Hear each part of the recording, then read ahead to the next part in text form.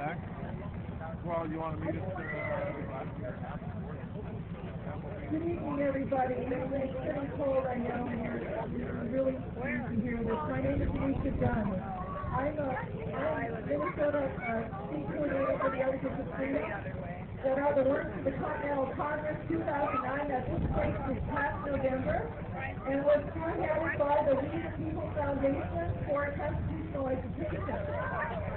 In all humility, I come before you, my dear fellow Americans, with a prayer for a dream to manifest to all of us. I pray that our country be returned to the rule of law, our Constitution of the United States of America and its Bill of Rights. After 14 years, prolific record of accusing our government of grievances and violations of our Constitution by the We the People Foundation and the tens of thousands of supporters providing the foundation for a Continental Congress to build upon. I'm proud and honored to bring this to your awareness so that you may wish to reflect and study this three-page summary or the detailed 65-page document itself. 14 of the most egregious violations are dealt with in this document and will require complete remedy for our government to be returned under the law. The Articles of Freedom will direct and instruct elected officials to cease and desist anything they may be doing that is unconstitutional. And if nothing changes, the document suggests legal, nonviolent civil actions that those who sign may participate in. These may take the form of withholding financial resources from the government until our entire system is restored under the rule of law. Now, people, think of the millions of folks, including members of the armed forces, who have raised the right hand and said, I do solemnly swear or affirm that I will support and defend the Constitution of the United States against all enemies, foreign and domestic, and that I will bear true faith and allegiance to the same, and I take this obligation freely from anyone who reservation or secretary of the nation, and I will vow and faithfully discharge the duties of the office on which I was about to enter. So help me God. Think of the millions who place their right hand over their heart and say, I pledge allegiance to the flag of the United States of America and to the republic for which it stands, one nation under God, with liberty and justice for all.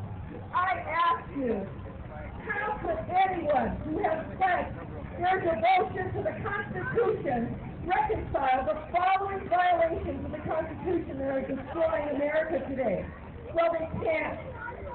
The following are the 14 most egregious violations to our Constitution, and these are dealt with extensively in the Articles of Freedom. Sovereignty, constitutional laws, petitions for redress of grievances, militias and firearms, privacy, personal property, juries, income tax, foreign policy, money, public debt, war powers, eligibility, illegal immigration. These 14 violations of the Constitution, which have been committed across several administrations, going back decades in every branch of government, including both parties, which have devastated the economy and are now pauperizing the people, are hotbed topics for Americans today. The consequences of operating outside the law are pretty self-evident today.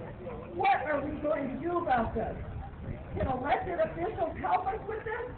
Besides speaking up and voting according to the Constitution? No. They too are limited because the system is now so broken and does not follow the rule of law. Just witness Dr. Ron Paul's 34-year voting record with the Constitution. He is but one man who has remained faithful to the rule of law, and he is an exception. Will protesting in the streets of the Capitol help us? No!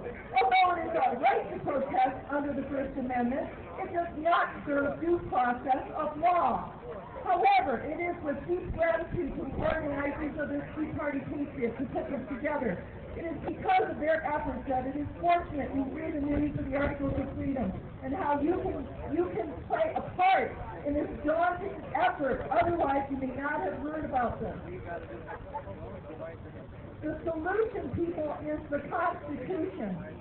It is well settled in American jurisprudence that if anyone has an obligation to respond and he fails to do so, his silence amounts to admission. It is also well settled that any right that is not enforceable is not a right. That is, with every right there is a remedy. However, the Constitution cannot defend itself. It is the duty of the people to defend it. By consciously signing this pledge for the Articles of Freedom, you are exercising due process of constitutional law and performing due diligence on all elected officials. You may do this by going online to articlesofreedom.us. And people, this coming Monday, April 19th at 1 o'clock, right here on the south side steps of the Capitol, a traditional American ceremony will take place consecrating the Articles of Freedom. It will be hand-delivered to each and every elected official throughout our entire government, and it shall begin on April 19th, Patriot Day. So please check us out at our table down there, and go online and please sign the pledge. You've got to know your rights. The powers are vested in the people. Thank you for listening. All right, thank you everybody for staying late with us. You know, we do have a little bit of lounging about I was talking, I got 15 more minutes. You just got a couple more speaking.